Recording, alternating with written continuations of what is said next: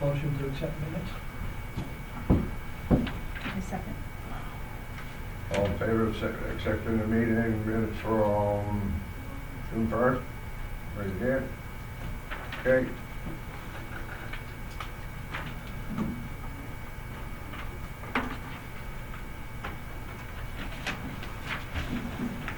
Next up is variance appeal request for 6 Longmire Lane. You're up. Well, because in the variance, my wife and I are selling our home. My wife's retiring at the end of the month, and we're moving up here. I've been a part-time resident of Boston my whole life. We have a cottage on the lake, and we want to make it into a year-round living situation. And in its current state, it's not doable. That's what, and the structure already lays, well, we're going for the 50-foot setback on the center of the road. Yep. And it already lies heavily within that. And the existing setback to the road is 29.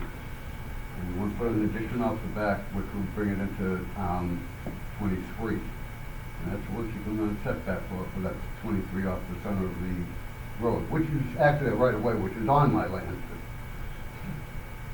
So, Is that a private road or is that? it's a private road, yeah. So it only serves 6 cottages. It's a dead end. It serves 6 cottages at the end. There isn't a single cottage down there that has that 50-foot setback. I mean, they're all built in the 1940s. Yep. Yeah, that's, so this handout is what, Right. that'll give you the, kind of the map showing what he's talking about. You can see the 6-foot difference. Because we have a 50-foot from the center of the road, setback from private roads. And obviously he's at 29, he's trying to go down to 23, is what he's requesting. What are the other setbacks on that road, He wrote in his letter, it's in the application, he mentioned, if you look at,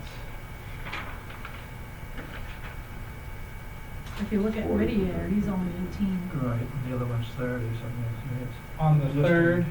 third item of the 4 parts, he wrote, there's 20 foot, 18 foot, and 6 feet, and he said all built in 1940s. So it's a conventional camp road where places Right. were built where they were. It's not going to change the existing. neighborhood at all. Yep. I mean, they're all close together, pretty much. Yep. I don't see any objection with it based on the prior use, as well as the other buildings, how they've been built.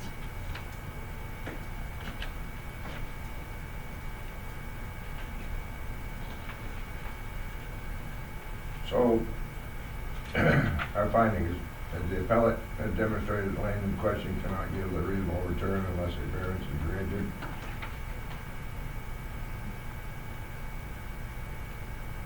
Satisfied, not satisfied. I think you're gonna go through We're gonna go to, probably the reasons and supporting facts. Right there, yeah. the current use of the property is seasonal due to financial circumstances. My wife and I are forced to make this property a permanent residence in our retirement, which requires additional room. Satisfied, not satisfied. Satisfied. The existing dwelling already exists approximately 40% within the 50 feet setback, but right of way road which already approaches 6 feet on my land. Satisfied, not satisfied. Satisfied. The area consists of 6 seasonal cottages served by the dead-end road, none of which have a 50-foot setback, with a few at 20 to 18 feet and 6 feet, all built in the 1940s. Satisfied, not satisfied. Satisfied. So I'll take a motion. Well, he's got one, even though it's a one word there, the Oh, fourth yeah. one, The appellant has demonstrated the hardship is not the result of action taken by the applicant or a prior owner. And the reason is no. Satisfied, not satisfied. All right. Option 1, the board finds that the appellant has satisfied satisfactorily demonstrated that strict application of the ordinance to the petitioner and the petitioner's property could cause undue hardship and therefore grants a variance. Or option two, the board finds that the appellant has not satisfactorily demonstrated the strict application of the ordinance to the petitioner and the petitioner's property would cause undue hardship and therefore denies. I accept it. Make a motion to accept option one. Okay. Seconded. Second. All in favor? Try to say that. I beat you to it. Okay, and then, yep, looks like you've already got it signed. You're a notary, right? You can do it later, you can do it later.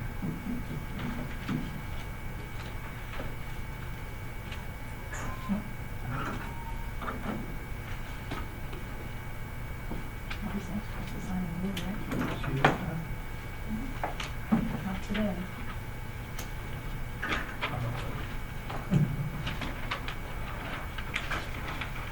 Thank you, sir. All set? All set. Oh, I appreciate it, thank you so much. So So Stephen, what do I have to do now? I gotta get this notarized and, it probably won't be tonight, Okay, where we can give this to you, because you're gonna have to record this at the registry of Right. deeds and then bring confirmation back here. So is that all right if you come back tomorrow? yeah, Okay. I'm here for the weekend. Okay, yeah, Son always come up with his buddy's ice fishing. yeah. Plenty of Anybody ice. been out in the lake? Did you know? Oh, plenty of people. Oh, really? Good. Yeah, yeah, we got a couple crazy people that go out on the ice. Yeah. Yeah. Oh, they killed them last year, the fish. Yeah. Best year we ever had. Yeah. Yeah, so I'll plan to see you tomorrow then. Okay, what time? Good, anything? You can stop You in. close early, right? No, I'll be until 4. So Oh, you will? 8 to 4, yeah. Yeah, Okay, if you wanna great. just call ahead of time just to make sure I'm not out and about, that's fine. All right. Yeah. Come in early enough and then go to the registry. Yep, yep, they should be. Thank you, guys. Yeah, thank you, My, sir. is this about the mill? Yes, you can stay. My You buddy- can, yeah. Yeah, 'cause, You want a deck? hmm? You want a presentation? Here. You can put it on condos, or, what, is it housing, or, You live. huh? We're going over it. Cause everybody around's gonna wonder what's gonna go on. Ready? here. Hopefully. You, yep. All I just set. hope it doesn't draw 100 cigarette bulls. Non-smoking. Mark, can you hear us all right?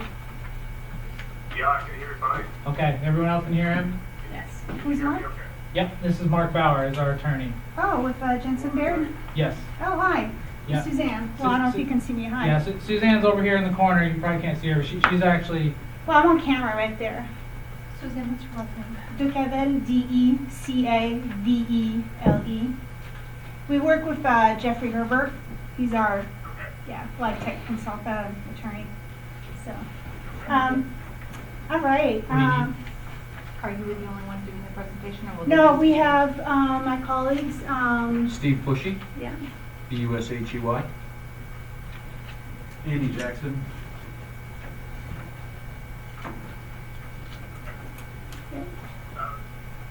Before we go, can we, it wasn't, I don't believe that I heard a roll call, I just wanted to make sure, we've got 3 members tonight, correct? yes, we have 5. John here now, and then probably behind this, you'll see Trish, and then Jay over in the corner, there's 3. Out of a 4-member board that we have, 1 member couldn't make it. Okay, so I just wanted to clarify that, or just remind you that, because of the ordinance requirement, there will need to be a unanimous vote, the variance. So it has to be unanimous, okay. It has to be a Those are majority pretty of the good full people, board. like, around there. The full board is 5. I remember And there when are 3 we tonight, so it took needs the to be a 3 vote, in order to get a positive vote. Okay. Just But if, wanted to make that clear up front. even if we only have 4 members, we don't have a 5th member, it's vacant, that still reigns true? Okay, yep, Correct, because you are a 5-member board, and I understand that you don't have all members filled, but under the ordinance, unless you had an ordinance provision that said that it's the majority of those present that voted, they don't have that language in the ordinance. Yeah. The default is that it's the majority of the full board is 5. okay, Even 4 is still required in 3.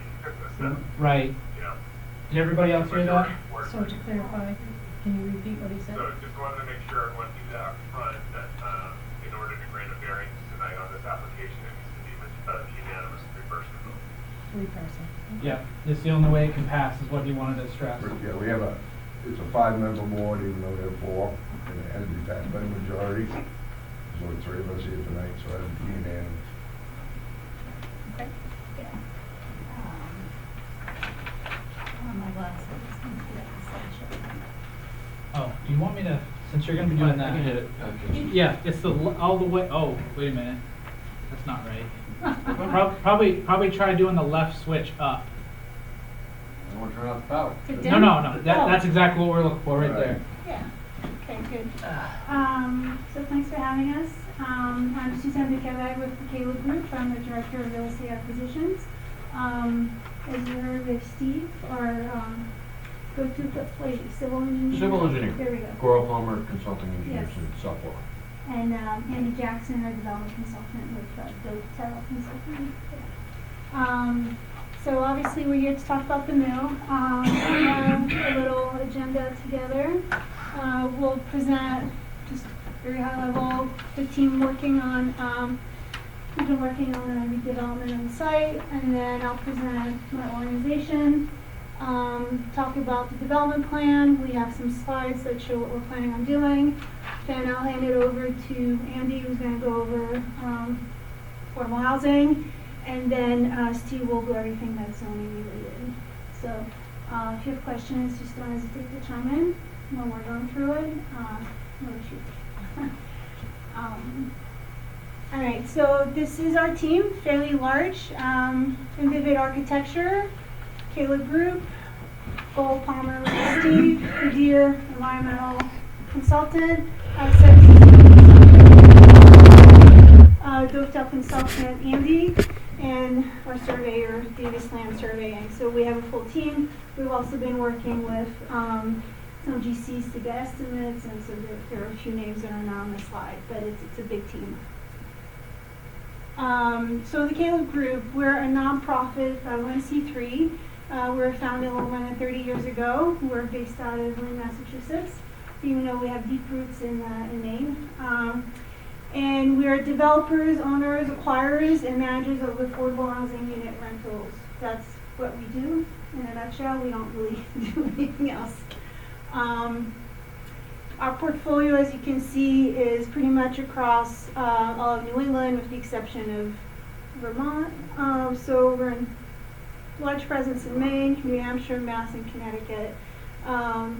We have about, we call them communities, about 30 communities, 7 of which are for older adults, and we have about 1,900 units and what I call a little village, about 4,200 residents.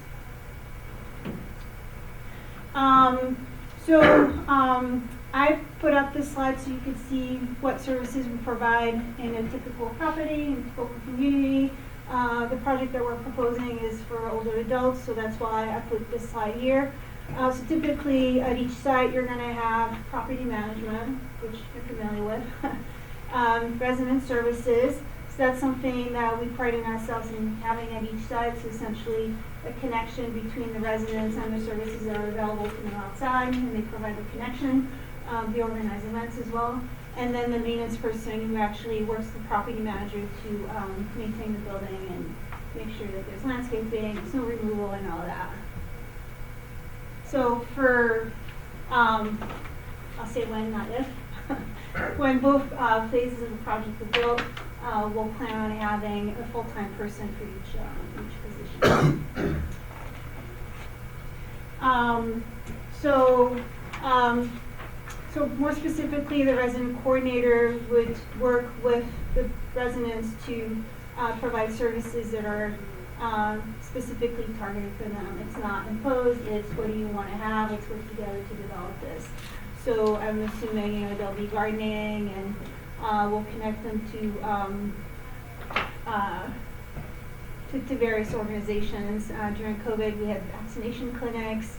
In some of our poor communities, we provide organizations that give them food and whatnot. So we do a bit of all of that.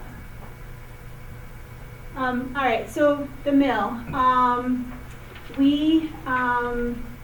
We're looking to develop or redevelop the site into affordable housing for 62 plus. So for folks who earn up to 60% of the area median income. We're proposing to do both buildings or all the buildings, all electric with heat pumps and a solar array. And that would essentially address the quality, the housing shortage that I think Oxford County and Maine in general is experiencing. And it would also help revitalize, that part of town and reopen the access to the footbridge, and people could go from King Street to the old downtown, unless you still consider the current downtown, I don't know. We actually acquired the mill on the site back in November. The point of acquiring it at that point was also because we were looking to apply for funding to actually do some environmental remediation at the site. Then, so what we're planning on doing with the site is a 3-phase project, which I'll plan on going over on the next slide. So essentially we'd be demolishing the majority of the warehouses to free up access to the footbridge again, and then restore the mill with historic tax credits and some Maine housing, low-income housing tax credits to what, what she looked before, or how it looked before. And at the bottom, it's looks like a bunch of letters, but these are all funding sources that we're chasing, and you might be familiar with a bunch of them. We'll be working with Kingston and the state to apply for CDBG money and stuff like that. So this is what we're looking to do, and there's a better picture that's right there. But essentially, in the first phase, we're going to look to demolish the majority of the warehouses, with the exception of a portion which is up there that we're going to keep for what's called phase 1, or we're calling Robinson Apartments now, and that's where we have 30 apartments. So in phase 1 and phase 0, essentially demoing, and we're doing the environmental cleanup. And then in phase 1, we look to build 30 units in on the foundation of the warehouses. And then in a later phase, we look to do adaptive reuse of mill buildings along with the boiler house, so essentially the yellow buildings. So this is not something that happens overnight. It takes a long time because all the financing is competitive. But we're working hard at it. People are interested. So this is the plan essentially. This is like a very high level of the site plan. This is the real site plan, but essentially this is the U-shaped building I was just discussing.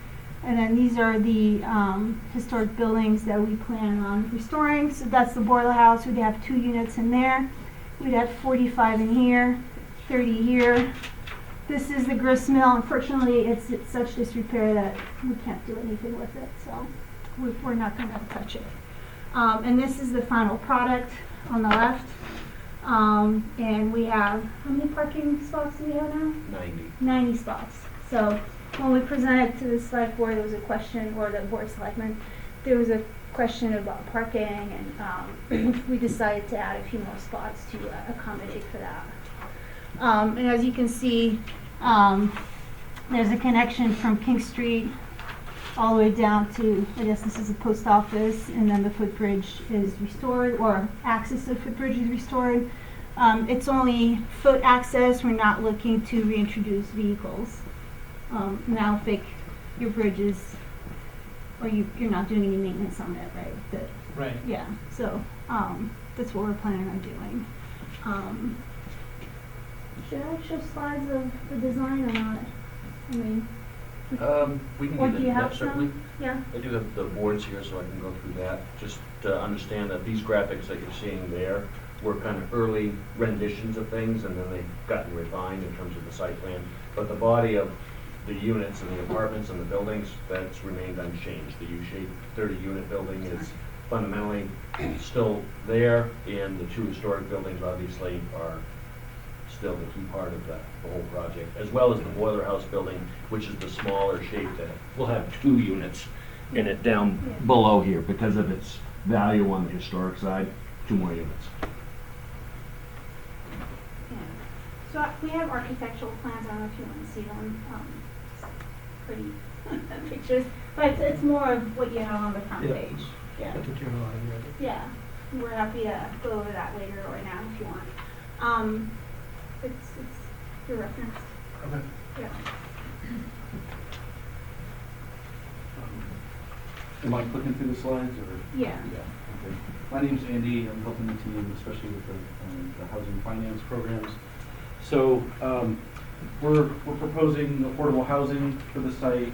Just by way of definition, affordable housing is offered at reduced rent levels for 45 years through the funding program. So there'll be a deeded covenant that basically indexes the rents to people making up to 60% of the area median income, which is the areas defined as Oxford County. So we're proposing one-bedroom apartments. So if you have one or two people in the household, we're talking about annual incomes in the range of $32,000 to $36,000 per year.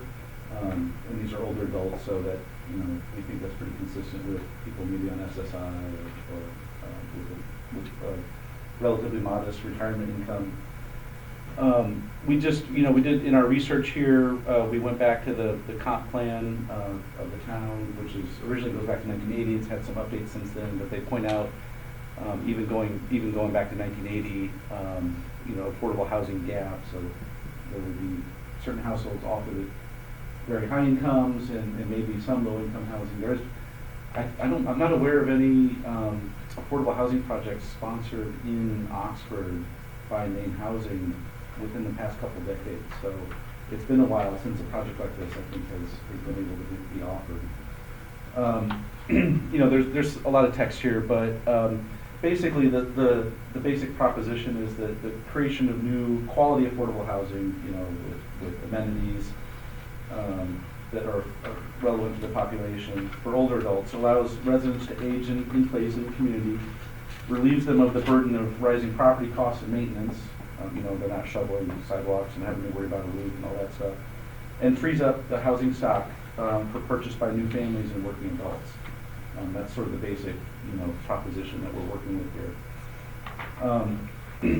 The next slide just shows that there's some data. The state commissioned a housing needs summary in the fall of 2023, just a few months ago, and they looked at a lot of data on the county level. But just to sort of cut to the chase, they concluded that Oxford County would need production of between 1,900 and 2,300 new housing units over the next couple of decades to keep up with historic underproduction and future population needs. And they noted that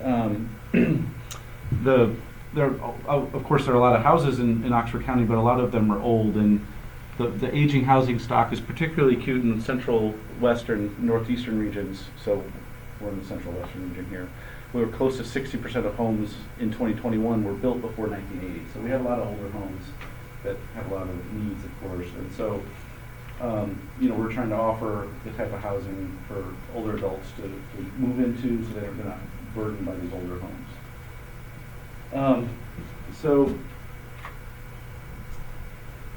You might ask, why affordable housing? Why not market rate housing? I was just talking about the sort of the documented need for affordable housing in Oxford County. I did, in preparation for this meeting, I looked into a scenario of what if this was a market rate development? The construction costs would be similar. You still have to deal with the historic mill and the demolition and the abatement of hazardous materials. You've still got to build a parking lot and new utilities, and so a lot of the costs would be similar. But what we would lose are the leverage funds that we get from Maine State Housing Authority and the federal tax credits. And so, just back of the envelope, we'd have to charge something like $2,250 to $2,400 per month for a one-bedroom apartment in order to make the numbers work on a market rate housing development. And I think that's higher than what people are paying in Portland for a one-bedroom apartment. I don't think that's Pretty close to that. yeah, I don't think that's a realistic rent in Oxford. And then looking at the numbers, not only that, you'd have to find an investor who'd have to put in millions of dollars to offset the loss of these tax credits, and that investor will only be getting 2.5% or 3% on their money, which is lower than a 10-year treasury yield right now. And so I don't know of any investor who would do that deal either. So if you can't finance it, it's just not gonna happen. And so, basically our conclusion is that, there's a need for affordable housing, it fits with the financing programs, it makes sense, we think it makes sense for the site. And just a little bit more information, the rents would be, today, if we open today, to be $853 per month for a one-bedroom. And that's indexed to the area median income, which goes back to 5 years of census data. So as over time, if the incomes go up a little bit, the rents will go up a little bit. But there's, unlike a market rate development where we could charge whatever we wanted, it's sort of pegged at the relation to the income levels. And again, those rents are going to be capped for 45 years. So the project will be committed for that period of time to offering rents at that level, or the index level at the time. Okay, I think Steve's up next. So again, Steve Bushy, Rural Palmer, Consulting Engineers. We're a civil engineering company out of South Portland. Done various projects here in the past, in Oxford school project and among other things. We appeared before the planning board back in January, and you'll see that in our applications we were upfront describing how that process went through. And the real reason we're here before you tonight is that we have one particular zoning criteria that we need to have action and consideration by you folks to allow us to move forward. So this has been a big lead up here to try to give you the background and understanding as to then going through those 4 criteria that we just went through here a moment ago with the previous applicant. But hopefully the setup that we're providing is giving you a basis of our request and really what's motivating us to continue to push through this, because this is obviously a great project for that property. I learned a lot when I came before the planning board. I think there were 2 or 3 of the board members who had worked there, so they were able to give me a bunch of history and so forth. So that was interesting to say the least. So here we are. As we go through the process, we're hopeful with a positive action by you folks tonight, which would then allow us to go back to the planning board, because we still would need a site plan approval for the planning board. Procedurally, there's so many other things then that follow beyond just a local action. This is a MISHA project, so it has to go to Maine State Housing and get authorization for that. There's quite an extended, lengthy process and all that, but there's a timing issue for all of this for us as well, because we're trying to get onto this year's funding platform with Maine State Housing. So that's the importance of all of this in terms of timing. You can say, well, we were just here in January, and we are trying to push things along quickly. One quick question, do you need an explanation of who Maine Housing is and what they I'm do? working for a housing authority, so I don't. I'm very familiar. You're familiar? All right, just want to make sure everyone's comfortable with that. Okay. So zoning criteria you folks are very familiar with, but I just want to outline them here. So within the zoning ordinance, section 15A1, that the specific piece here is the minimum lot area per dwelling unit, which requires 4,000 square feet.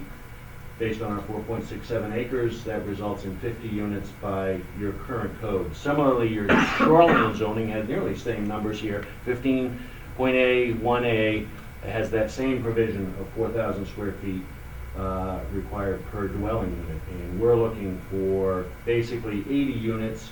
We've designed for 77. We're trying to give ourselves a little flexibility because we still have a ways to go in terms of internal design. Yes, sir. Now, you're saying that they're all 1-bedroom apartments? What you're looking at? I know you get around the rail, you got a lot that had caretakers that had to have had a room and everything else.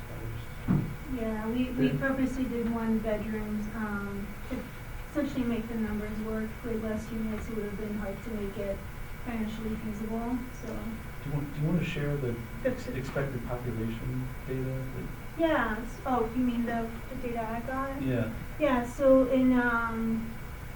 I went and got some background on our existing properties and how many folks live in each 1 bedroom. And it turns out that only about 6% of the 1 bedrooms have more than 1 occupant. So the majority of them just have 1 person living there. So yeah, so if you do the math, 77, and that was 6%, it's what, 82, 83 people maximum. So in terms of the parking lot, we'd be good as well. I don't know, we always thought we was gonna be good with the parking lot, but we always ran out of parking. What is it?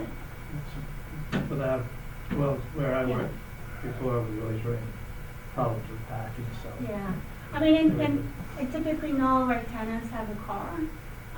So we're expecting a little less than 80 cars, and then you have the staff, which is 3 people, and then you still have Yeah. room for visitors, so I think we're comfortable. And Steve, with the ordinance, it's based on unit count, not bedroom count, right? So theoretically, you could have 53 bedrooms, That's right. which could have a much higher population than what we're proposing. Right, making a comparison against market rate, for example, that might have multiple bedrooms. And your typical apartment at the other buildings are 2,700 square feet type of deal. Oh, no, I mean, we follow affordable housing requirements, and so Yeah, I it's did- 6 to I can't 700. picture it. So what we have varies from like, I don't know, 550 to up to 700 square feet. Those are the size of the apartments. Yeah, they're not 2,700. I thought 4,000 is kind of big, like, unit type of, yeah. Yeah, and that's broken out by the area of the lot, so obviously a unit wouldn't need necessarily have 4,000 square feet, but lot area would have to account for that. I'm happy to bring up the floor plan if you want to see it. It will.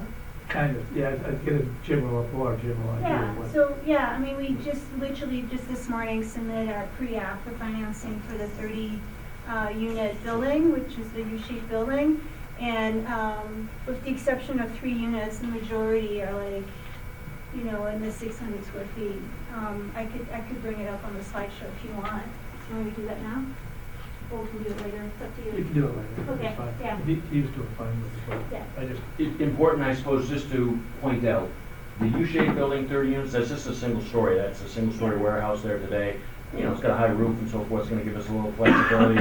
The floor will probably be raised, so we can put some under slab plumbing and all of that sort of thing.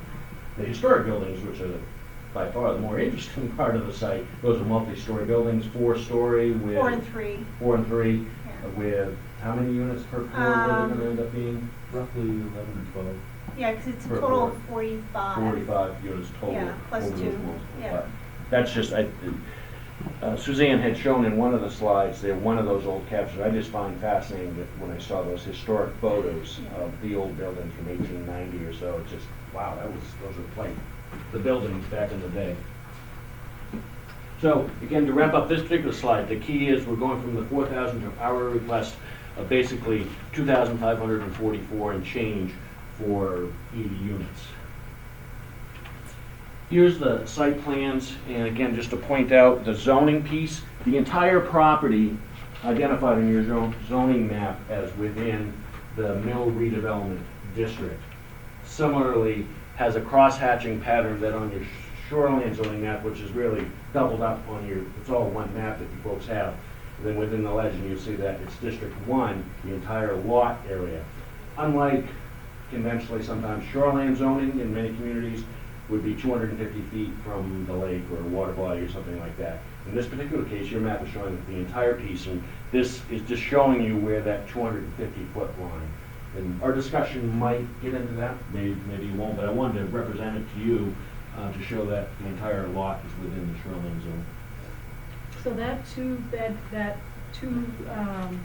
you said you had a building that's gonna have 2 apartments in it? Oh, it's the boiler house? So Boiler the house. boiler house is So considered would that be historic. included in that 80 Yeah, number? Yes. yeah. So right now we have 77 designed.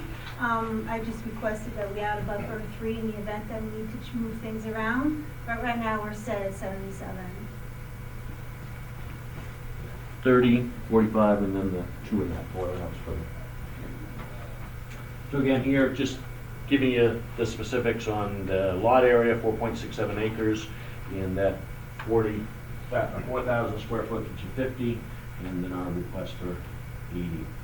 So justification of the request, which is the procedure you folks typically follow here, I'm sure you're well familiar with it, just emphasizing that your first criteria, proposed structure or use would meet the provisions of section 15, except for the specific provision which has created the nonconformity and from which relief is sought. So the response here is that, yes, everything else will be met with our development, with the exception of this minimum lot area provision. So Multifamily housing is allowed use within both the shoreline zone and the regular mill redevelopment zoning, so that's good, and all the other provisions are being satisfied. So that's that first criteria. Then you go into F.3, point C, part 2, with your 4 main criteria. And I'll just walk you down through those with some bullets. I'm assuming you've read through all of our application materials, you're pretty familiar. So I just want to hit the points. Key issues for our primary criteria: number 1, the land in question cannot yield a reasonable return unless the variance is granted. And I'm going to show another slide or two here after this. But the extraordinary cost due to the nature of the site, and Suzanne, I think, has touched upon that. We have a lot of different things that are involved, as you can imagine, on a nearly 200-year-old piece of property with a dozen different additions and different platforms and building pieces, demolition, environmental cleanup, and so forth. I've offered here, I know anecdotally and through my own experience with other clients who have looked at that property, I was surprised after I got engaged to work for the Keeler Group, having spoken with a number of my other clients who gave me oh, I looked at that property, can't do it. And I had probably 5 or 6 different clients who had looked at the property over the course of the last 10 years and said, Jesus, it's a tough one. And I'll say, though, most of them were not housing developers. They were, what's that? They were not And nonprofits. they were nonprofits as well, for certain. Not nonprofits, Yeah. yeah. Construction costs obviously are a key driver, and those just continue to go up. But the prime importance that Suzanne has hit upon, a nonprofit, the ability to leverage financing, Maine State Housing, all these other pieces, it's just vital for this project. So there's a slide which you'll see which shows that as a nonprofit, we're able to leverage grants and loans that for-profit developers cannot access. That's why we purchased the property back in November to go and apply for EPA brownfield funding to do the remediation. Then we're working with Mr. Ron knows or Terry Ann at GDCD to leverage to apply for CDBG monies for demolition, and then we're applying at other places to get additional brownfields money. So all these things that we're applying for, a for-profit developer would now be able to access. And that's, right now we're looking at about like $1.6 million. So if you add that on to the market rate unit, that's why you're looking at the rents that Andy was just covering earlier.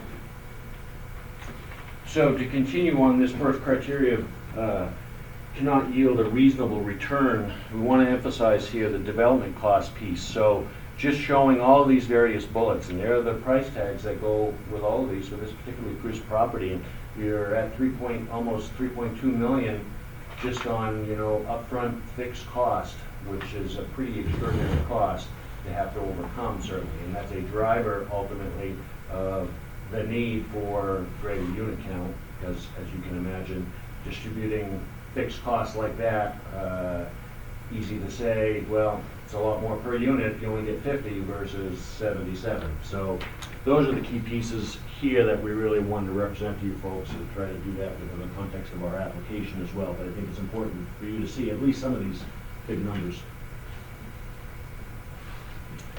And again, the economic hardship piece, Suzanne's talked about nonprofit status with their primary mission of affordable housing rentals, development cost, and difficulty to develop the site. And I think foremost at the bottom here is if you look at trying to do this project at 50 units and what the per unit cost ends up being, basically $442,000 versus the Maine State Housing's index cap of 338, where what was the percentage over what Maine State Housing can support in the first place at 50 units.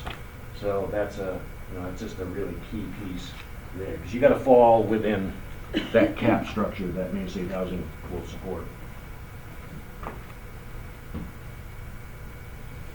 And then the next 3 criteria, perhaps a little bit more straightforward for the property, and go through those quickly here.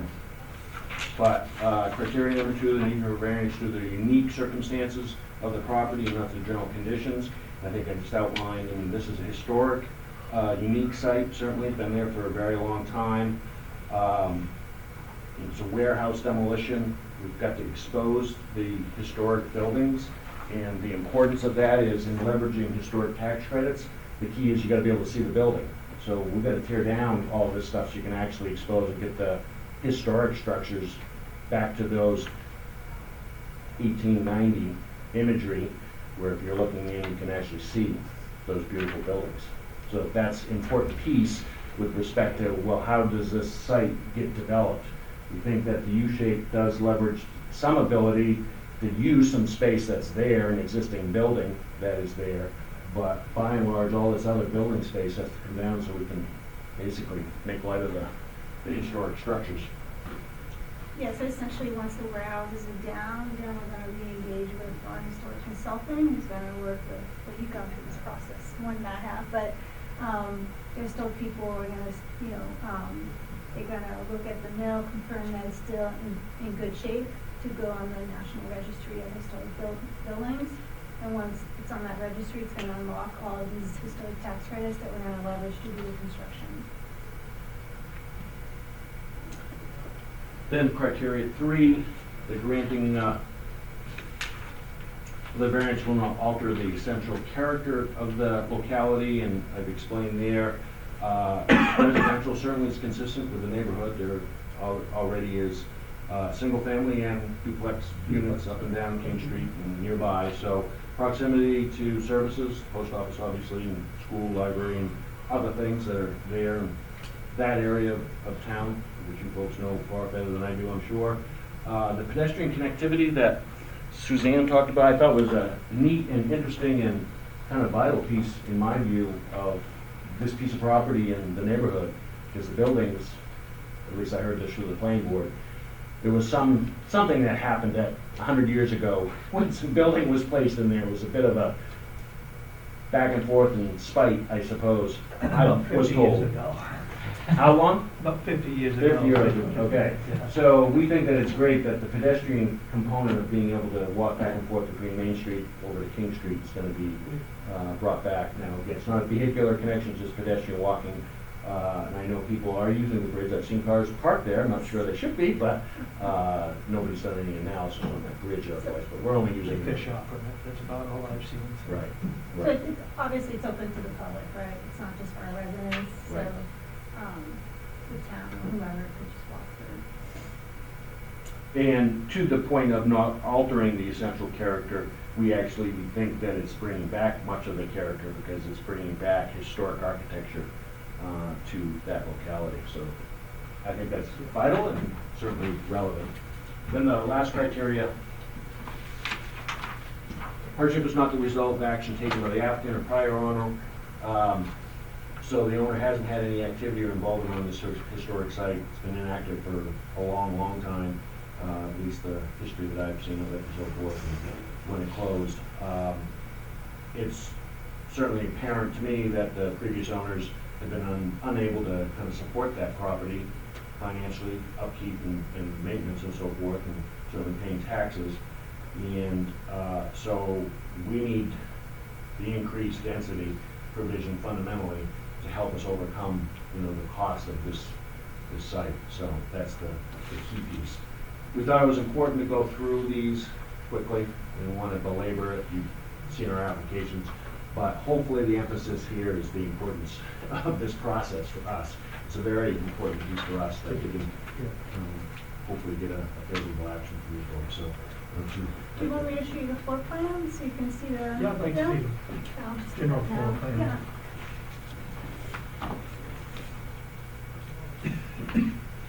How do I switched, this is where I'm like, I should know how to, do I need to do a switcheroo? Like, I don't have, no. You're screen sharing, so you should be able to go into the document and just I'm open not, it. I'm not connected to Zoom. Well, you're saying how can you share? Yeah, up there. Oh, for there? Yeah. That is your desktop, I believe. I know, but I have the PDF It's up not, on my, it doesn't match what's on her laptop right now. doesn't match my image on my laptop. Oh, I don't know what happened. Oh, sorry. Is that, I'll just put the, you know, I'll just put the It computer must not, around. it must not be compatible with the PDF viewer. Yeah, it's okay, I'll just, well, I'll take the computer and I'll show you, so you Yeah. can see.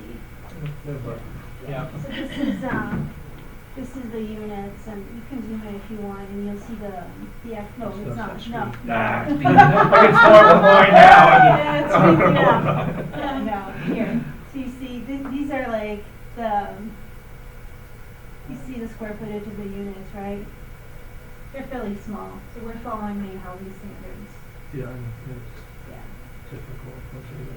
So we didn't talk about the amenities, but essentially, you know, they're all one bedrooms. So there are 3 that are abnormal, they're slightly larger. But, you know, we have MEP, we have laundry. This is an older version. Certain amount, you have to have ADA if you're gonna do a Main Street housing or. Yeah, so we're actually gonna have more than the minimum requirement. Do you remember how many we put in? Let me bring it up. Yeah, so we're gonna have quite a fair number of units. Yeah, I think we were units getting up to 20, weren't we? in that one building? Well, overall. Yeah, overall. So we can, Yeah, I forget the I number. think 20 overall, 11 in the first phase. Yeah, so this is, I didn't pull up the latest floor plan, but, cause we tweaked it a little bit.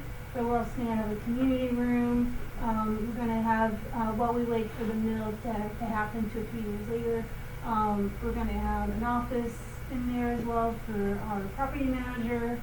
So you see they're all 1 bedrooms, they all have windows, there's a community room, there's a laundry room, there's, and then the others are just support rooms like the mail room, MEP, we have all mechanical. And then the middle, this is where you're gonna have all the landscaping and, I guess we're gonna put flood feeders, I guess that's what they do at other properties.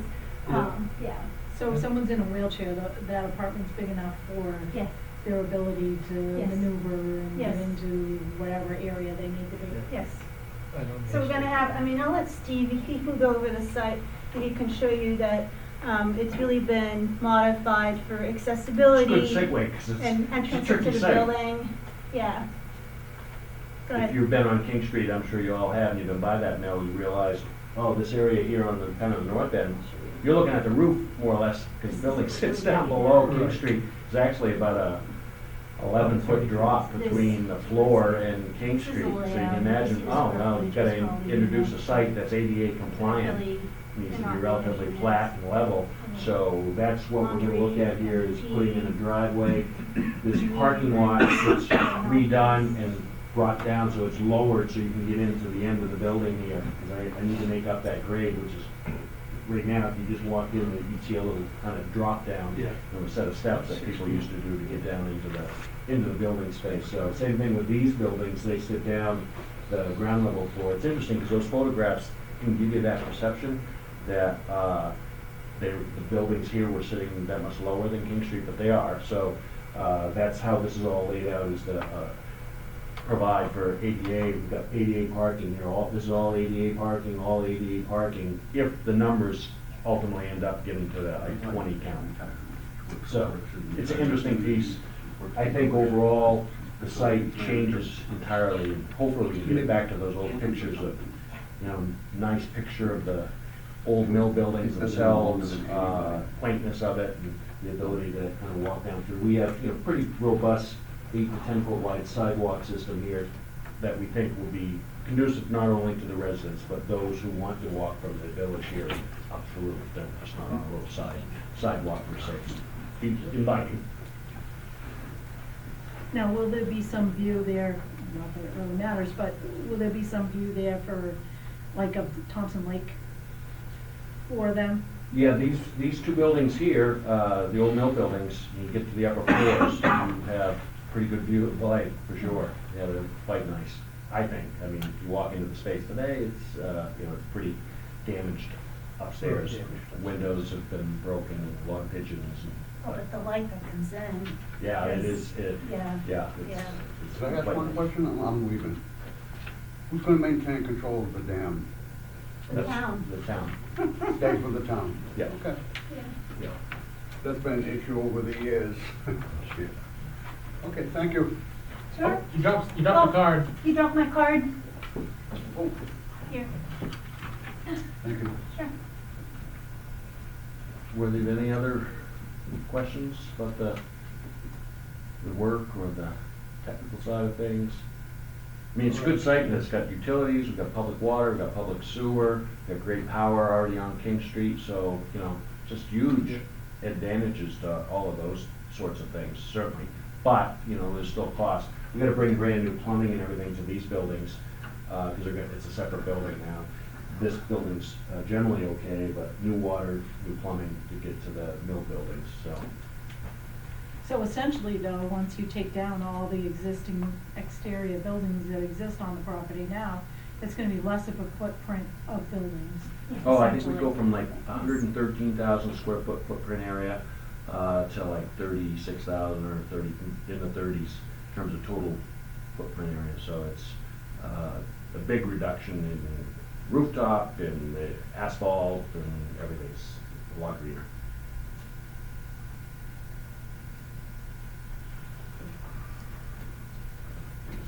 I just want to make sure that the board had a chance to, I sent it as an attachment, but it's the blue letter from the DEP. Our ordinance requires that the board factor this letter into this decision-making process. So I just wanted to just make sure that you guys were aware of that. Yes, sir. I can just jump in, the letter will be made part of the administrative record, and I just wanted to ask whether there are any other letters or comments that were made by any individual other than the applicant on the application. Just the DEP and the applicant themselves. Okay, and there were, I saw the one question from a member of the audience, but is there any other public comment this evening? That was it. We only had him as the only other public present. Okay, just wanted to, just make it clear for the record what evidence is sort of in the record and what isn't. As you know, because there has been opposition from the DEP on this application, I think it's best to, dot all the i's and cross all the t's, on this particular application because of the fact that they could, in theory, appeal any decision on the board.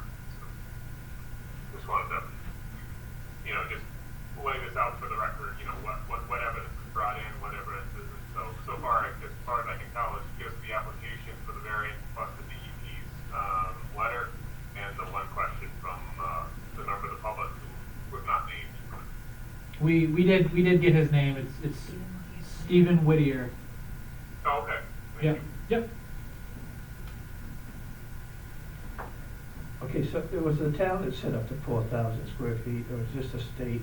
That's in the ordinance. I believe the state, I think, may have had the same, and that's why the town wanted to maintain that. Chapter 1000, is Chapter 1000 consistent with that as well? No, no. Okay. Chapter 1000 does not have the 4,000 square feet per unit. So that would have been something that the town had passed at town meeting. Yeah. For this zone, and approved by DEP, and DEP has to approve any shoreline zoning ordinance or amendment to a shoreline zoning ordinance. So when this district under the shoreline zoning ordinance was adopted and allowed and permitted for 4,000 square feet per unit, that would have been approved by DEP. I think, I take it from their opposition is that they were okay with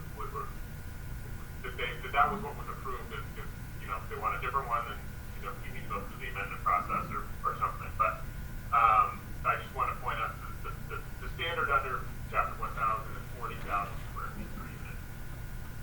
So this was obviously contemplated that this mill redevelopment would occur at some point in a much greater density than the normal density in the shoreline zone, which is 40,000 square feet per unit. So obviously it's a much denser permitted in this area.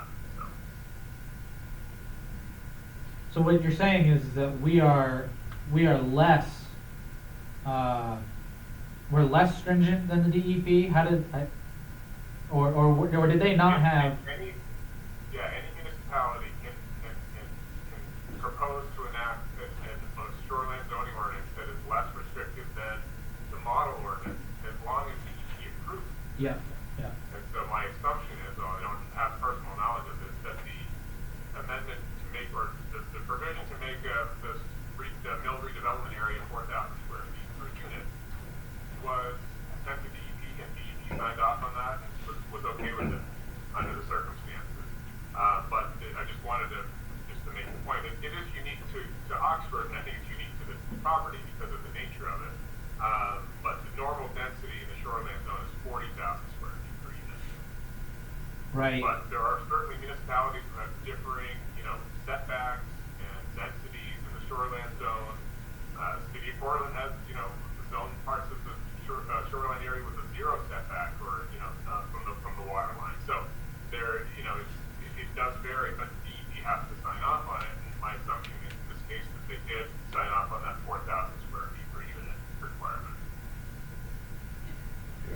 So the concern I have is that the DEP didn't bring up any issue essentially other than stating that the business could not meet the hardship, essentially, in that, except that the way the building sits right now is a DEP hazard. I mean, it's essentially full of chemicals that are gonna leach into the Thompson Lake eventually, as it remains empty. I see that more of a concern for DEP than a financial. Yeah, that was one question I had, and I know the applicant didn't address the DEP comments, but there was a statement in here that says, since the owner currently has a beneficial use of the land in its existing condition, the land can clearly yield a reasonable return without the granting of a variance. And I was kind of just wondering, and maybe the board has the same question, what is the property currently being used at, Nothing. if anything? It's empty. Storage. It's Storage. vacant, we have one tenant who stores furniture. And That's it's it. being Yeah. vandalized. I'm a resident as well of Oxford, and the building itself is a danger. It's being vandalized.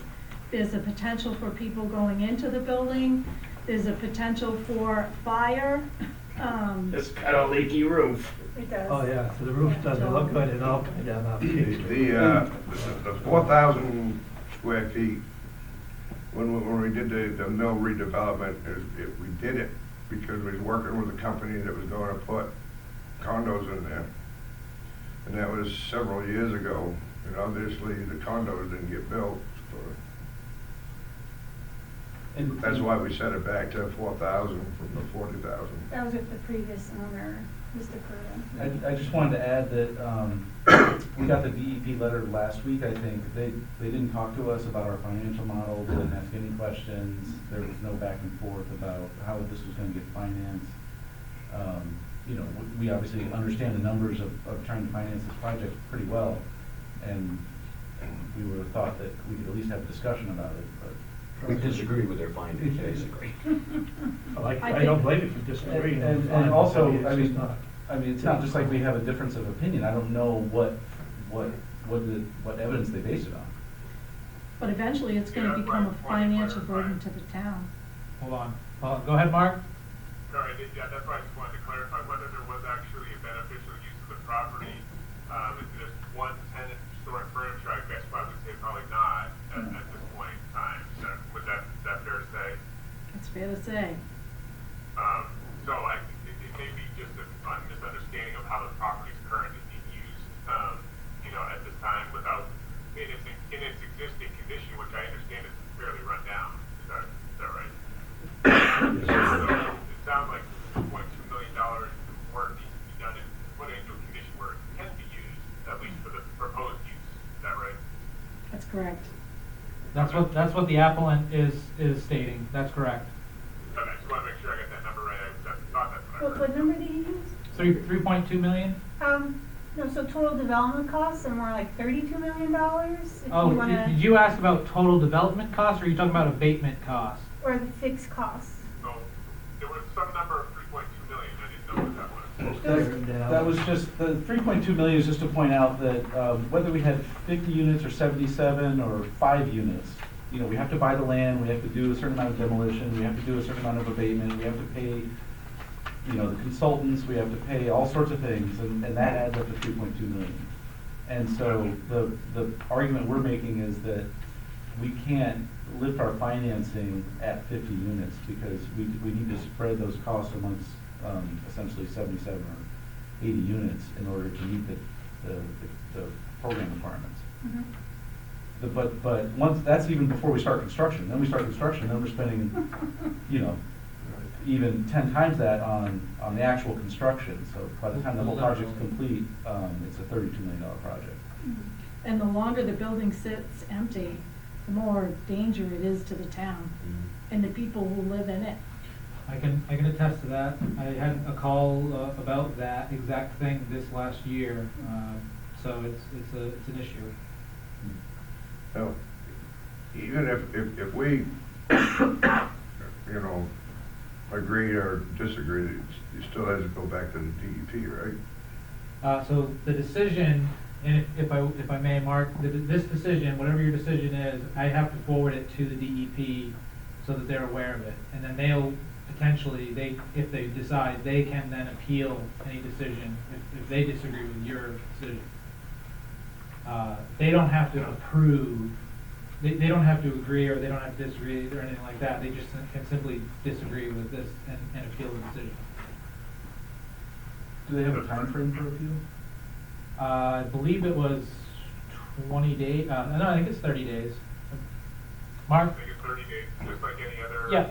So anyone else who participated would have 30 days to, actually, no, I'm sorry, 45 days to appeal a zoning board decision. Yeah. Board of Appeals.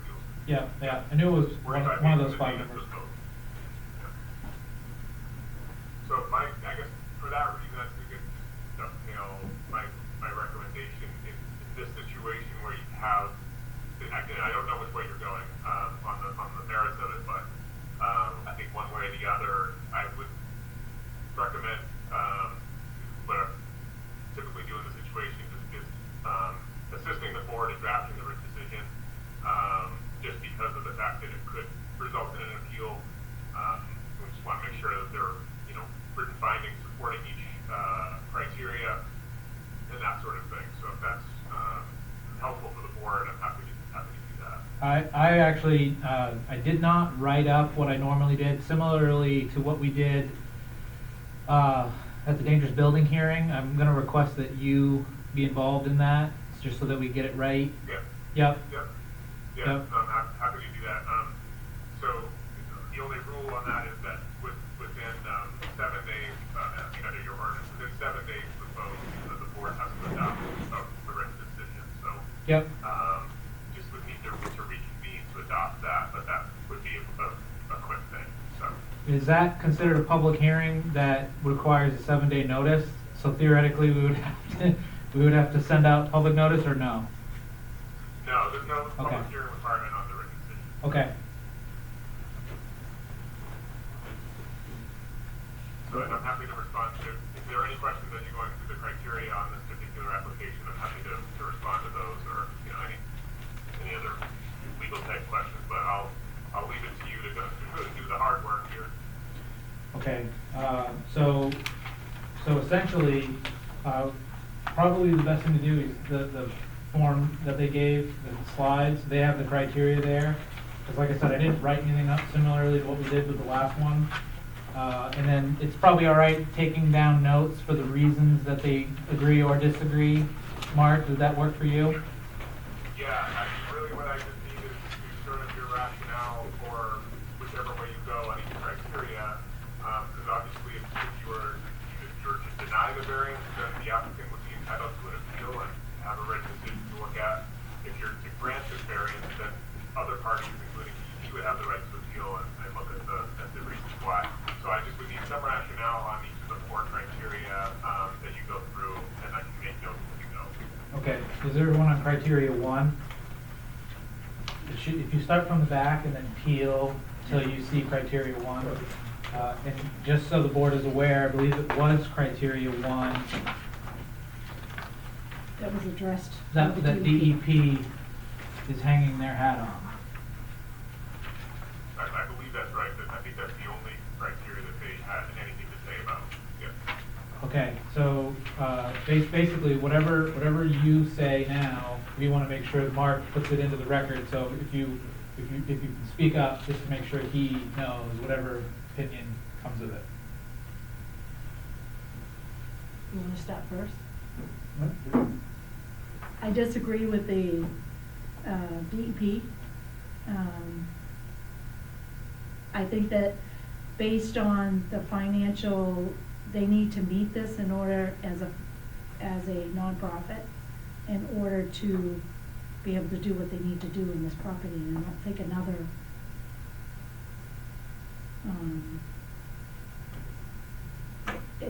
it's gonna cost a lot more to the town to leave it sitting the way it sits. I'm not sure how else to word that. No, it's, Yeah, the question is the land in question, if the land in question cannot yield a reasonable return unless a variance is granted. So, the question is can it yield a reasonable return with 50 units versus 70 units? I would say no. no, if there was a marketplace, maybe, but not going marketplace. I can understand their financial thing of saying subsidized housing, so. So would you say they satisfied, I'm satisfied. criteria one? Yeah. Did you get that, Mark? Can I just summarize, so well, I just want to ask a question. So for one, if, as you know, they're not entitled to sort of maximize their return on investment. They're entitled to a reasonable return. And the question is, I think, without the variance, sort of at that higher density level, can they make a reasonable return either through this project or some other project? And so I think what the comment I heard was that they could maybe do it as a market rate, but they can't as affordable. If they could as a market rate, then that doesn't meet the criteria. That's not what we said. You can make some other use of the property that's not this one, and if it results in a reasonable return, they're not necessarily entitled to just do this project as they propose. If there's some other use, theoretical or otherwise, that could yield a reasonable return, they're not entitled to a variance. So I just want to make that clear. So as a nonprofit that specializes in affordable housing, we can only build affordable housing. We can't do a market rate development. We just can't. Now, did you say market rate or did you say marketplace? Market rate is what Yeah, I was trying yeah. to. Yeah. So what I have, from what, board member Goforth stated was that he believes it meets the variance requirement because, his familiarity with the area, that a marketplace, a market Rate. housing that has market rate, would not, the area that we're in currently would not support that sort of building. You would need affordable housing to be able to have this in our area. Yeah, if I may restate the points I was trying to make earlier, if this was a market rate development, which we're not proposing, but if it was, the rents would have to be up to $2,500 per month for a one-bedroom, which I don't think is gettable in Oxford. No. And the returns to the investor would be on the order of 2 to 3%, which is less than a 10-year treasury rate right now. And I don't know any investors who would invest in a higher risk project for a lower return. That path of a project is a dead end. Mm-hmm. Does the board agree with that reasoning that was just provided? Yes. Yes. Yes. And the only other thing I just wanted to raise, because it is in the case law, is that, are there other uses besides a residential use, such as a commercial use or a recreational use of the property that would be in some way beneficial?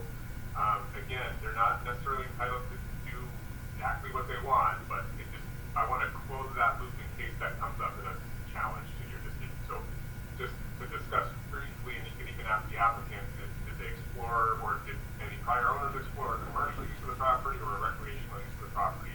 Because that's in the DEP's opposition as well. They cited a couple cases that dealt with recreational use and commercial use. It's not in our mission. We strictly focus on affordable housing rentals.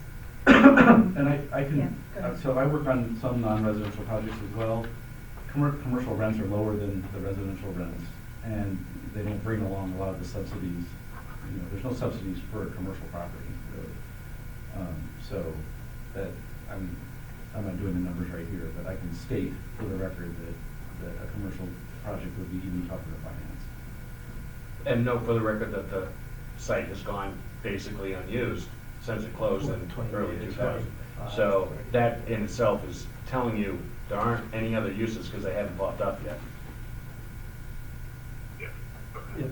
And I don't know if it matters, but there have been other organizations that have come before the board asking for a use of that property, and it's failed for whatever reason. Three other times, wasn't it? Yeah. Yeah. Those and those were all residential proposals. No, I think some one of them was a mix. commercial. They was were a gonna mixed. put, storefront, I think, stores and commercial Okay, okay. mixed. So I think the board can infer then from the fact that there have been other proposals that have not succeeded, that those were not, a reasonable return, because they never resulted in anything. So I just wanted to sort of close that loop. I do want to make the point that, I understand that this is a nonprofit, affordable housing developer, but a variance looks at the land itself, not at the owner of the land. So the question is whether the land can yield a reasonable return regardless of who the owner is, so that's just something to keep in mind for this application and for future ones too, that the statute and the ordinance look at the land itself almost like it's its own thing, its own living thing. Can the land yield a reasonable return for somebody, not for necessarily this particular owner? Just wanted to make that point. So are we good with criteria 1, Mark? Yeah, I think we're good. Yeah, you need to have a vote on that. So is everybody, Oh, I'm in favor. But motion and second. Yeah. motion and second. Second. All in favor?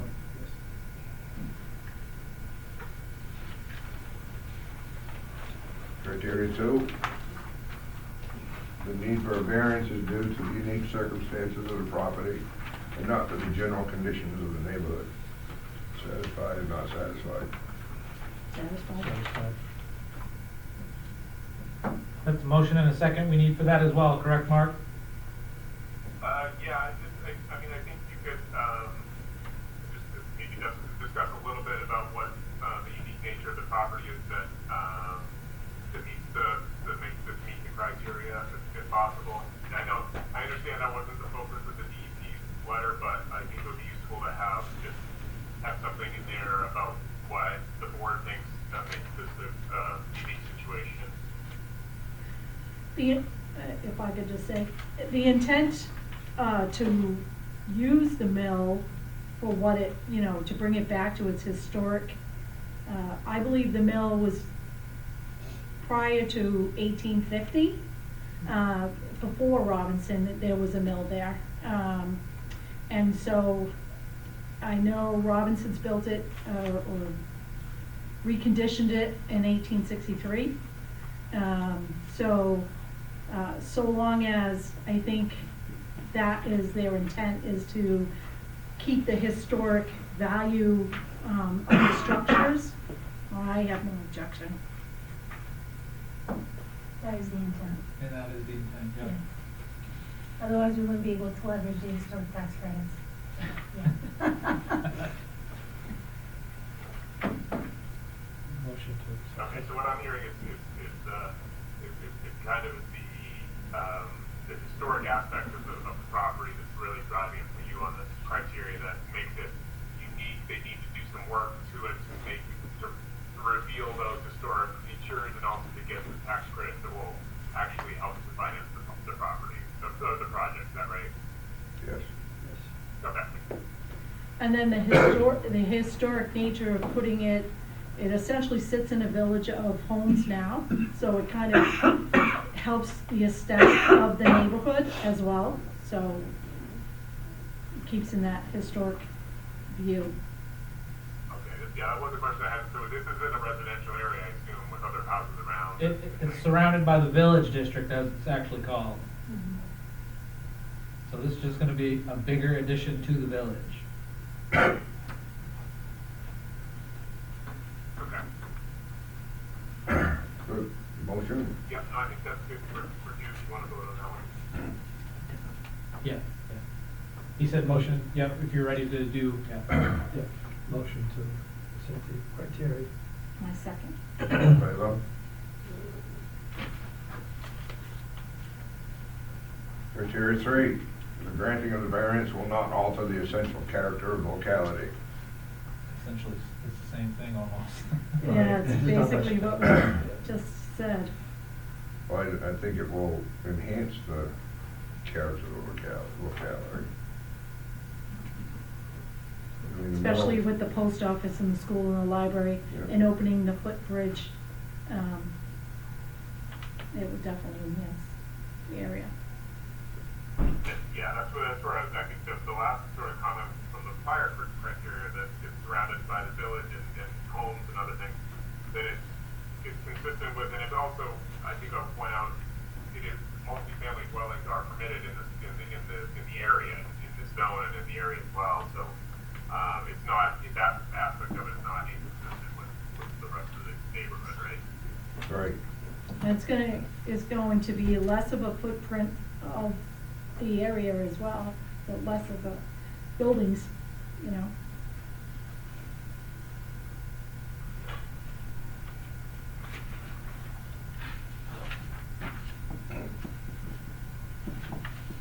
Did we motion in a second on that one? Okay. Is she ready for that? Yeah. He might be.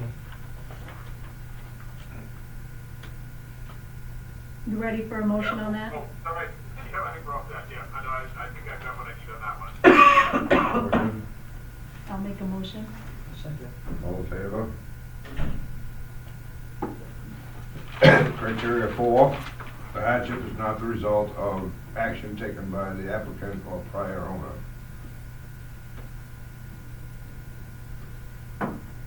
Discussion? Like it says right there, it's been over 20 years being empty. It's gonna take a lot to get it back up to par or what should be, so. And it'll be a benefit to the town for the remediation of the chemicals that exist in the building as it sits today. Oh, yeah, yeah. Yeah, this one's a little bit of a weird criteria in this situation. I mean, the example I always use is, you know, if somebody owns a lot and then they split it, and then they split the lot, creating a situation where they need a variance, then they're not entitled to a variance because they self-created it. They split the lot, they shouldn't have, you know, that kind of thing. I think in this situation, you know, the owners don't, you know, and the prior owners weren't necessarily involved, you know, as far as you know, probably with the density requirement or anything like that. And so the need for the variance is the reduction of the 4,000 square foot per unit requirement down to roughly 2,500 or whatever. I guess the question is, was there anything that this owner or prior owner did that necessitated that, you know, that need for that lower density amount? It doesn't seem like it, I guess, you know, No. but it doesn't really fit squarely to that situation. But, on that point, I just had a quick question. I didn't see a deed in the application materials, and I did look it up while we were online.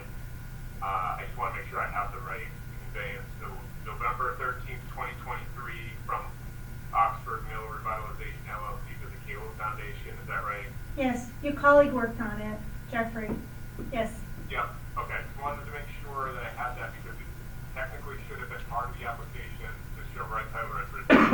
I think it's a matter of public record, so I think it's fine. I just wanted to be able to reference it in the decision as to what the right title or interest is in the property. So, because I think it's actually a different assessed owner, and so because it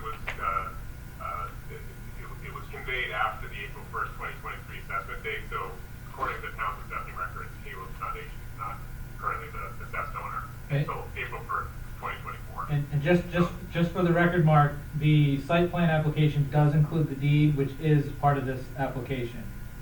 It's part of the Oh, site. is the site plan? Okay. It is, That's yeah, I think important. it's page 16. It was in, Of what? of the Robinson Mill amended subdivision plan, site plan, that, Let me make sure I only have a 12-page letter from Oh, so I never forwarded you the planning board material? I have the findings of fact from them from January 18th, that's all I had for that, so. That's on me, I apologize, no, Okay, so, yeah. that's fine. I'm glad I asked, because I think we want to reference all the materials that are part of this application, so. Yeah. I'll just list what I have at this point. I've got the, January 16th, 2024, new hardship application from Laurel Palmer, which also included site development plans, so the plan set, the planning board findings of fact from January 18th, 2024. A permit by rule application dated, January 16th, 2024, which didn't really get discussed or come into play, I don't think. And then the February 7th, 2024 DEP comments on the application, and that's what I had. So if there's other stuff, Keith, if you want to just send that to me, and I'll just, Yeah. take that. No, I apologize about that, because the finding of facts, they referenced it, and for some reason, I numbed it, not forwarding you. It was kind of wieldy too. I think your email was a little bit tough to send it to, but the board does have these records as part of this meeting, so I'll make sure that you get those as well. Okay, no, that's fine. Thank you. Yep. So I think that's all the questions I had for it on the factual background, and that should give me enough to write up the findings. I think about all the zoning and map and lot numbers and so forth. So yeah, no, I think we're good. I think you just gone through the 4 criteria. I think you just need to do a final vote on whether. I guess the only other thing I would add is, typically you're only charged with granting as much of a variance as is needed to yield a reasonable return. I think you've gotten testimony tonight that they can get for a reasonable return with 77 units. They've asked for 80, so it's up to you to decide whether to give them sort of what they said that they need in order to get a reasonable return, or give them that little wiggle room to 80 that they've asked for. And the square foot per unit, just for the record, it's gonna go from 4,000 down to 2,544.7. For the 80. That's for the 80, that's correct. I don't know what the math is on the 77, I'm not that good. If the reason. Yeah, so Go ahead. that's just one thing that, as the board's deciding what their actual decision is going to be, I think, as you said, Kingston, really what the board is granting is a variance on the density requirement, so that's what you'll want to have in your motion and in the decision, not on you're approving this for X number of units, because that's not what the ordinance deals with, right? Right, because they're seeking a variance to the ordinance requirement of 4,000 square feet per unit. Is that what you're saying? Yeah, the variance request has to be linked to an ordinance requirement, which is the density. So I just wanted to make sure when you're doing the decision that you're talking in terms of density square footage, not in terms of number of units. But if you were to grant a variance, sort of want to allow for the 77 units, I think you just need to redo the math to get what that density requirement is. It'll be slightly higher than the 2,500 or whatever. Right, but I think that's up to your discretion. yeah, I think the applicant is looking for 80, so I think that number that I stated, I believe, is Correct. what they'll ultimately be requesting.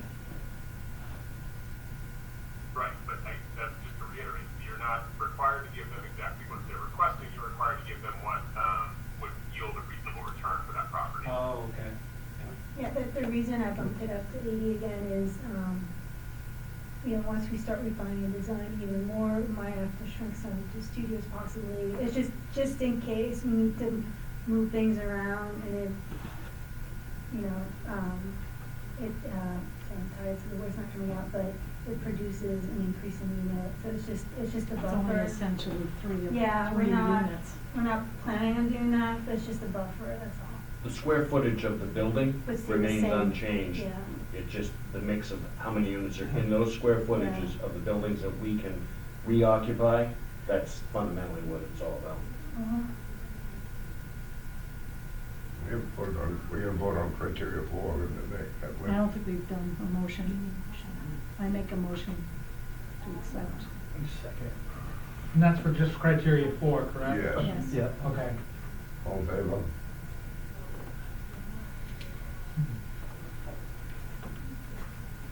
And then similarly to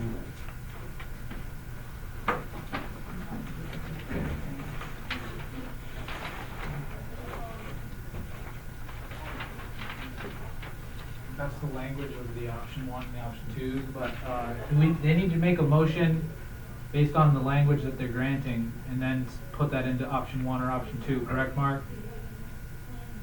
Not looking at what option 1 or option 2. Oh, sorry. but- Yeah, option 1 would be granting it, option 2 would be denying it. Right, yeah.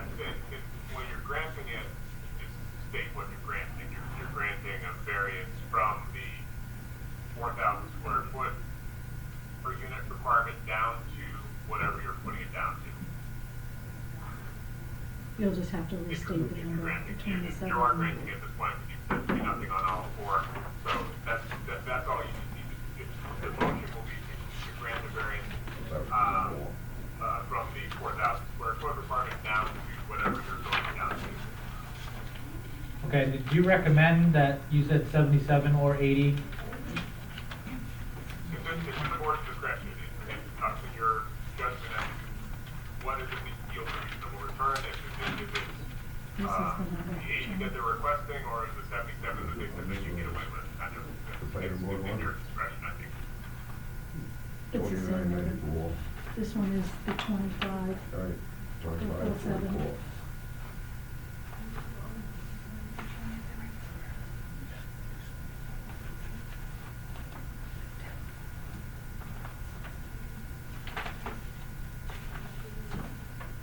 Can I ask another question? Oh, yeah. But on the planning board application, The finding of facts? the finding of facts, they was asking for 2,994.45 square feet Yeah, I think that might have been the 77. Does that sound about right? versus down to 2544.7 is for the 80, correct?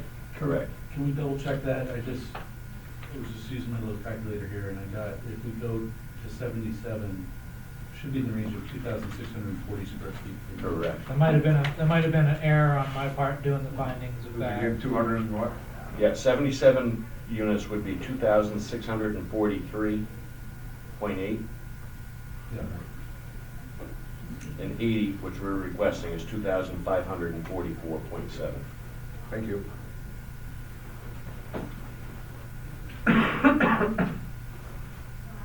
I guess I'd take a motion. So if we go with 80 though, your parking space, they'll stay in at 90, you're gonna be able to get more spots for We'll parking. increase it if we would bump up the number. I know yeah. usually that's gonna be a big problem, it's gonna be a parking, You know, and I do remember the land had plenty of room if they needed to expand the parking. but to expand out. If it came down to the 80, it would change it only by a small amount. I don't think it would be an issue. Right. No, there's room. Just take only, what, three parking spots? Yeah. Yeah, Just wanna throw that out there. yeah. If it's a, So I make a motion, we allow the 80.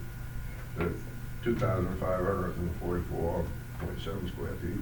Yes. I'll second that. Seconded. All in favor? Okay, all set. So it'll be, I'll just structure it as, reducing from 4,000 down to the 2,500 and whatever it was. What was in the application? 44.7. All right. That was the secretary. The application, okay. Not the shadow voice off in the distance you hadn't heard before. I think I've got what I need. I'm gonna work on the decision, tomorrow and over the weekend, and I'll have it done, by Tuesday. Roger that. Just a quick All question, right. just to go over the timeline, you guys are gonna reconvene to approve or vote on it again? No, they just have to accept the Language. Yeah. The findings. The vote was tonight, so that decision's Yeah. final. This is trigger for the appeal, 45-day appeal period is tonight's meeting, because that's when the vote was Oh, taken. it is tonight, okay. The written decision is to memorialize the board's deliberations. Okay. And, you know, make sure that there's a written decision as required by both the ordinance and state law. So that will just, I don't want to say formality, but because the decision has to be, you know, voted on and be the board's decision, but it's, tonight's decision is now final to granting the variance as was requested. Yeah, so what's 45 days from now? I'm just curious. The appeal deadline for any appeal. I understand that, I'm just trying to figure out, Oh, the day itself? yeah, yeah. It's just it's calendar days, correct, Mark? Calendar days, yeah, calendar days, so I would say We're on March first week 30th. of March. Hmm? We're on March 30th, roughly. April April 1st, 13th. I don't know. But yeah, it's 45 calendar days from tonight, from today. And if no one Deadline to appeals, file an appeal with court. The only parties who can technically appeal is those who have either submitted comment or participated in the proceedings this evening.